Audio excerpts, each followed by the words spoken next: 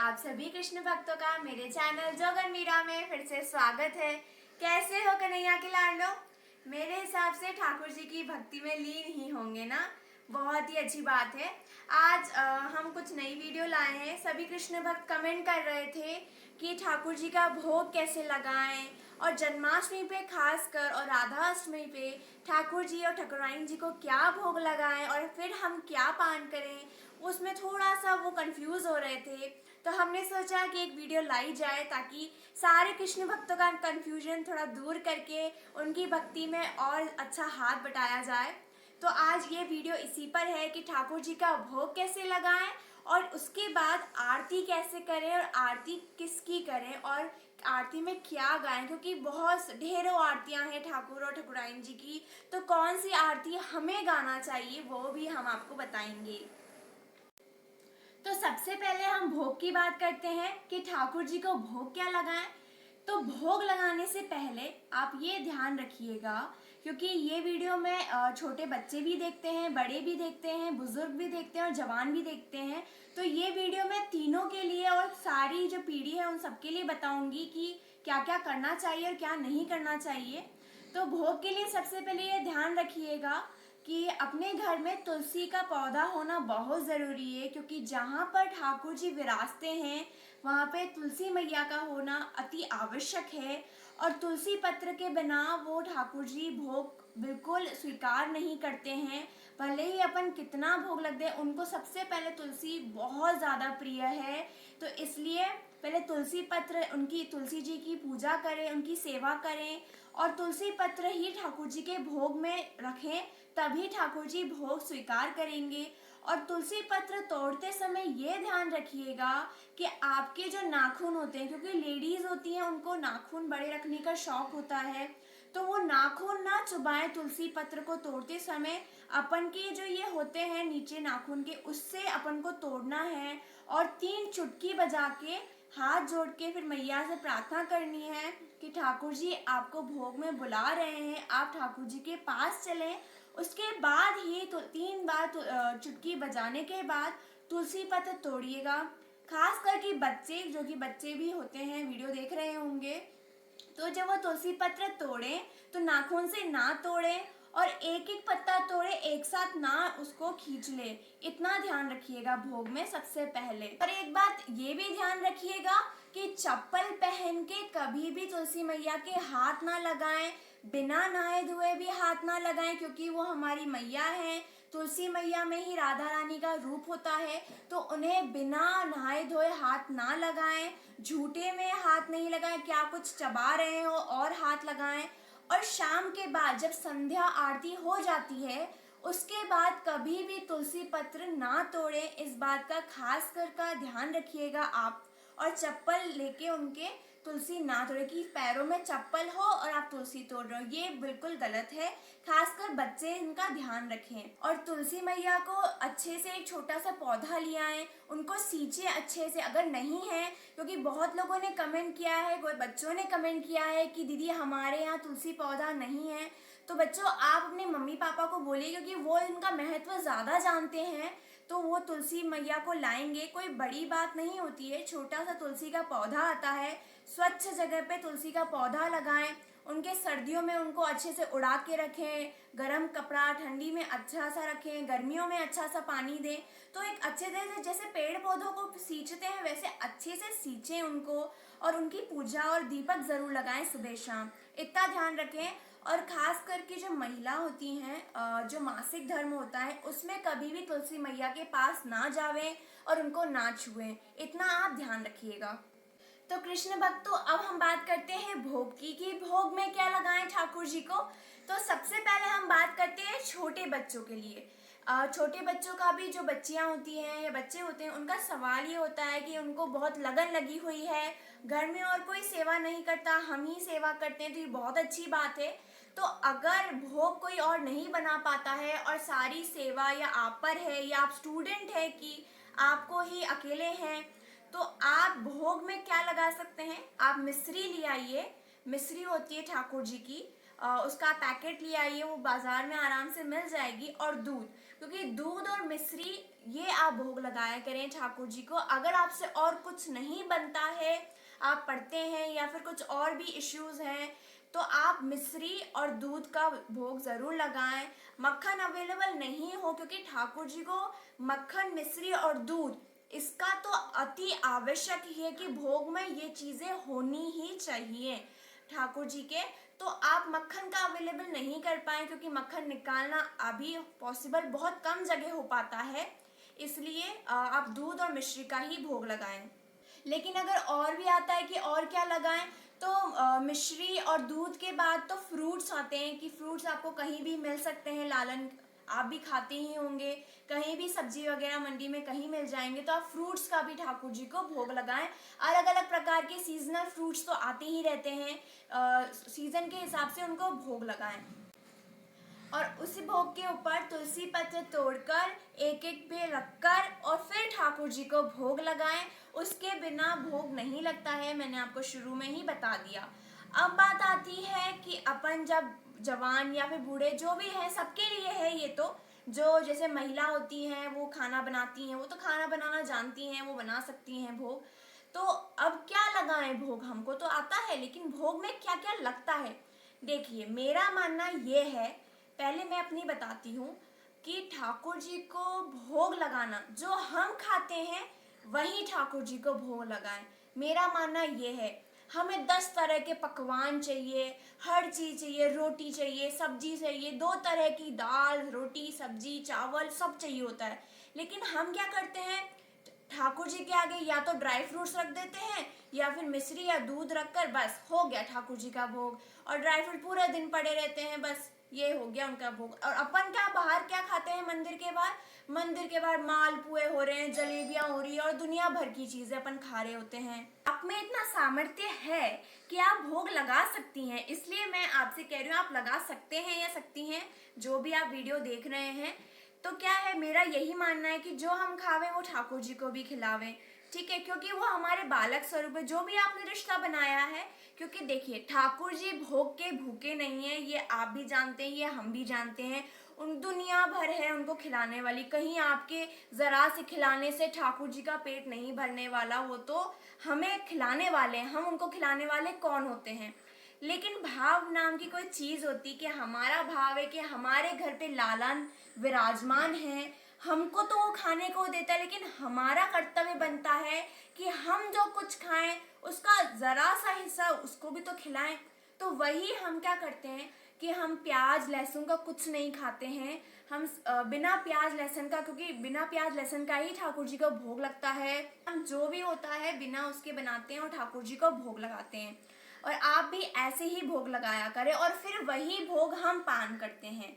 सुबह जैसे अपन खाना खाते हैं, ठाकुर जी को उठाते हैं, तो उठाने के बाद या तो आप अपन क्या गर्म पानी पीते हैं या फिर गर्म चाय वगैरह। अपन तो हम ज़्यादा गर्म नहीं, हल्की थोड़ी गर्म से कम, हल्की हल्की ठंडी और उसके बीच में चाय या फिर कॉफ़ी ठाकुर जी को उठाने के बाद भोग लगाते हैं। उसके बाद में, क्योंकि श्रृंगार में हमको समय लग सकता है, घर के बहुत काम होते हैं, गृहस्थी में हम सब जानते ही हैं, तो क्या है 9-10 बज जाती है श्रृंगार में।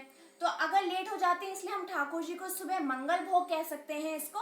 मंगल भोग करवाने के बाद में मंगल में आप बादाम की, जो अपन भीजी हुई बादाम होती है, अपन रात में गला देते हैं और ठाकुर जी को सुबह भीगी हुई बादाम और थोड़े से मूंग या फिर जो अपन सीरियल्स जो बोलते हैं उसको, दालें जो अपन खाते हैं मूंग वगैरह गलाई हुई, वो ठाकुर जी को भोग लगाते हैं और चाय और कॉफ़ी के साथ। उसके बाद में हम ठाकुर जी का श्रृंगार कर लेते हैं। उसके बाद ठाकुर जी की आरती भोग जो होता है उसमें हम क्या लगाते हैं, क्योंकि 9-10 बज चुकी हो जाती है, तो फ्रूट्स का भोग लगा देते हैं। क्योंकि इतना जल्दी अगर खाना नहीं बना हुआ होता है, फ्रूट्स हो जाता है, दूध हो जाता है, मक्खन हो जाता है और मिश्री।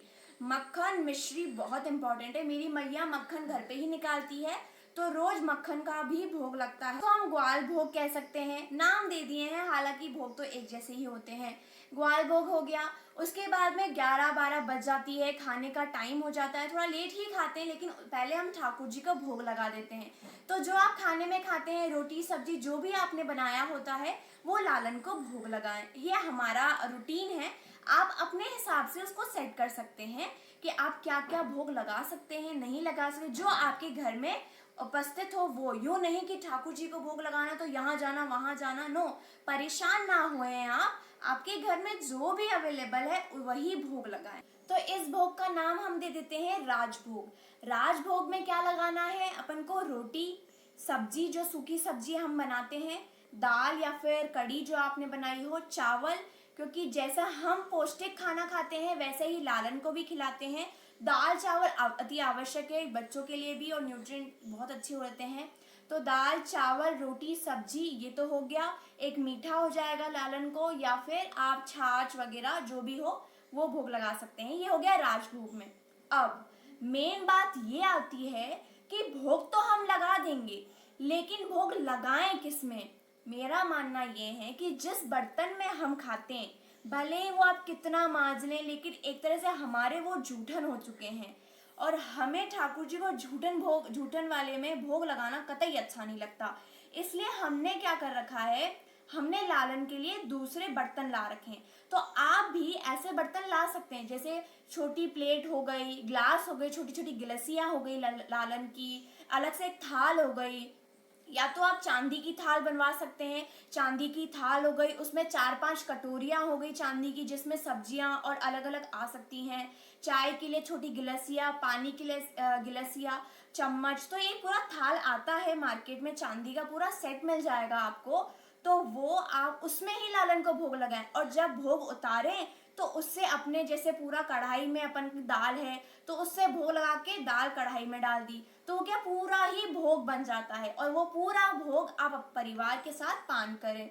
तो इसका ये महत्व है, इसलिए क्या उनको दूसरे में ही भोग लगाएं, ताकि क्या है वो शुद्ध रहेगी। अपन के तो अशुद्ध हो जाती है, अपन खाते हैं कभी बाहर से फास्ट फूड भी आया, फ्रेंच फ्राइज आई, अलग अलग फास्ट फूड आ ही जाता है, नए जमाने के हैं अपन, हर टाइप में रहते हैं, तो प्याज लहसुन सब टाइप की चीजें आती हैं। तो ठाकुर जी को अलग ही भोग लगाएं उसमें, तो वो शुद्ध रहे। और दिन के बाद यानी राजभोग के बाद ठाकुर जी को सुलाएं, तो उसके बाद भी उठाकर भोग लगाएं। और अगर ये सब नहीं होता तो सुबह क्या काम करें कि सुबह भोग लगाएं ठाकुर जी को सेवा करने के बाद, और रात में जब ठाकुर जी को सुलाएं, क्योंकि उनको अवश्य सुलाया करें, उनको जब सुलाएं तब दूध का भोग बहुत ही आवश्यक है, क्योंकि वो एक छोटे बच्चे हैं, छोटे बच्चे के समान हैं, तो दूध उनको बहुत ज़रूरी है। तो सुबह ही भले कुछ ना होए तो सुबह दूध मिश्री करें, लेकिन रात में दूध का भोग आवश्यक है। दूध के भोग के बाद ही उन्हें सुलाएं, ये ध्यान रखिएगा। तो अब बात आती है जन्माष्टमी की। तो हालांकि मैंने जन्माष्टमी की एक वीडियो डाली है जिसमें सारी विधि बताई है कि ठाकुर जी को भोग क्या लगाएं, उनका दिनचर्या कैसा है, तो उसका लिंक भी मैं डिस्क्रिप्शन बॉक्स में डाल दूंगी, आप देख सकते हैं। और भोग की ही बात चल रही है तो बता देती हूँ कि जन्माष्टमी के दिन सुबह ठाकुर जी का तो वैसे जन्म होने वाला है, तो हम सुबह ठाकुर जी को खीर पूड़ी या फिर दाल बाटी, जो भी आपके स्थान के हिसाब से, हर जगह का कोई स्पेशल डिश होता है, उसके हिसाब से कोई स्पेशल डिश का भोग लगा सकते हैं। रोटी सब्जी तो होती ही है। और उसके बाद रात में हमको क्या भोग लगाना है, रात में हम खास कर धनिए की पंजरी, दही और थोड़ा सागारी सामान, और अगर व्रत नहीं किया है ये तो लगता ही है, प्लस अगर आप खाएंगे 12 बजे के बाद, तो फिर आप जो भी आपकी डिश है, रबड़ी जलेबियाँ और मिठाई आप बहुत सारी लगवा सकते हैं, उनका भोग लगा सकते हैं, हर टाइप की चीज़ों का, तो आप वो लगाएगा। और राधा अष्टमी और जन्माष्टमी दोनों में सेम रहता है, क्योंकि इष्ट देव तो हमारे एक ही हैं, बस अलग अलग दिन पर आने वाले हैं, अलग अलग रूप में। तो भोग सेम उनके वैसा ही लगेगा, जैसे जन्माष्टमी पे लगा था वैसे ही राधा अष्टमी पे लगेगा, वैसे ही हम व्रत करेंगे, और सुबह और रात में सेम भोग लगेगा। फिर अब जन्माष्टमी के बाद क्या लगाना है, क्योंकि जन्माष्टमी का दिन तो लग गया, जन्माष्टमी के बाद हमारा व्रत हो चुका होता है, अब जश्न मनाए जाते हैं, तो ठाकुर जी को फिर उस दिन 56 भोग लगता है। आप 56 भोग पहले भी लगा सकते हैं, मैंने आपको बोला है, अगर आप व्रत नहीं करते हैं और आपको ऐसा लगता है कि हम तो कुछ खाएंगे नहीं और फिर भोग लगाएं, तो उससे पहले आप दूसरे खीर पूड़ी का लगाएं, और नेक्स्ट डे जब ठाकुर जी का जन्म हो जाए तब आप 56 भोग लगाएं और अच्छे से दान धर्म करें। ये सब और भी विस्तार से मैंने उस वीडियो में बताया है, आप देख सकते हैं। और सेम राधा अष्टमी पे भी होगा, क्योंकि नेक्स्ट डे तो नंदोत्सव आ जाता है और मटकी फोड़ और ये सब होता है, जश्न मनाए जाते हैं, तो उस दिन 56 भोग ही बनता है। अब आते हैं हम आरती पे कि लालन की आरती कैसे करें। तो ध्यान रखिएगा, सुबह जब अपन आरती करते हैं तब आरती में 5 बत्तियां लगते हैं। जो अपन की आरती होती है वहाँ पे 5 बत्तियां लगाई जाती है, और शाम को जो बत्तियां लगती हैं वो 3 बत्तियां लगती है। तो ये 5 हैं, तो आप 1 2 3 3 बत्तियां लगा सकते हैं। सुबह 5 और शाम को 3 बत्तियां, इतना ध्यान रखिएगा। और जब भी तीज त्योहार होता है, भले कपूर अगर आप रोज यूज नहीं कर सकते हैं, तो अगर तीज त्योहार है तो आप उस दिन कपूर की आरती भी करें, साथ में ठाकुर जी की आरती के बाद कपूर लेके, वो अलग से उनका भी आता है, उसमें कपूर की आरती करें। और फिर ये आता है कि आरती कौन सी गाएं, क्योंकि बहुत सारी आरती आती है। तो ठाकुर जी की आप कोई भी आरती गा सकते हैं, क्योंकि एक आती है कुंज बिहारी जी की आरती, वो आप गा सकते हैं। एक बाके बिहारी की आती है, आप वो गा सकते हैं। और एक राधा जी की भी आती है, वो भी गा सकते हैं। लेकिन हम गाते हैं श्री बाके बिहारी जी की, जो जिसके बोल आपको स्क्रीन पर दिख रहे होंगे, आप देख सकते हैं। तो वो आरती हम गाते हैं ठाकुर जी की, तो वही गाते हैं। आपको अगर बोल सुनने हैं कि उसको लय कैसे गाया जाए, तो आप बहुत सारी उनकी आरती की क्लिप हैं, आप देख सकते हैं। आप उसी किसी तरह भी गा सकते हैं, क्योंकि स्थान स्थान पे हर अलग अलग जगह अलग अलग लय से गाया जाता है। तो जिससे आपको सही लगे आप गाया करिए। और ठाकुर जी की आरती ऐसे ही होती है और यही गाना चाहिए। तो और उसके बाद कपूर की आरती करना मत भूलिएगा। और सभी कृष्ण भक्त बोल रहे थे कि जोगन मीरा जी आप लाइव कब आएंगे, तो ये सरप्राइज अब मैं खोल ही देती हूँ कि जन्माष्टमी पर हम लाइव आने की पूरी कोशिश करेंगे, और हम आपको पूरी झांकी का दर्शन ज़रूर करवाएंगे। क्योंकि लॉकडाउन में सब अपने अपने घर में हैं, कहीं मंदिर भी नहीं जा सकते, तो हम कोशिश करेंगे हम दर्शन करवाएं हमारे लालन की और झांकी की। और उस दिन लाइव आने की पूरी कोशिश करेंगे, और उसके एक दिन पहले हम आपको बता देंगे कि हम कितनी बजे से कितनी बजे तक लाइव आएंगे। तो आप ज़रूर देखिएगा और ज़रूर दर्शन करिएगा। और अगर वीडियो पसंद आई हो तो प्लीज़ लाइक कर दीजिएगा, सब्सक्राइब कर दीजिएगा मेरे चैनल जोगन मीरा को, और प्लीज़ वीडियो को शेयर करिएगा। अगर इंस्टाग्राम पे देखना है तो इंस्टाग्राम पे भी आप फॉलो कर सकते हैं हमारे लालन को, और फेसबुक पे भी है, उसकी लिंक मैं आपको डिस्क्रिप्शन बॉक्स में डाल दूँगी, ज़रूर फॉलो करिएगा। जय श्री कृष्ण, राधे राधे।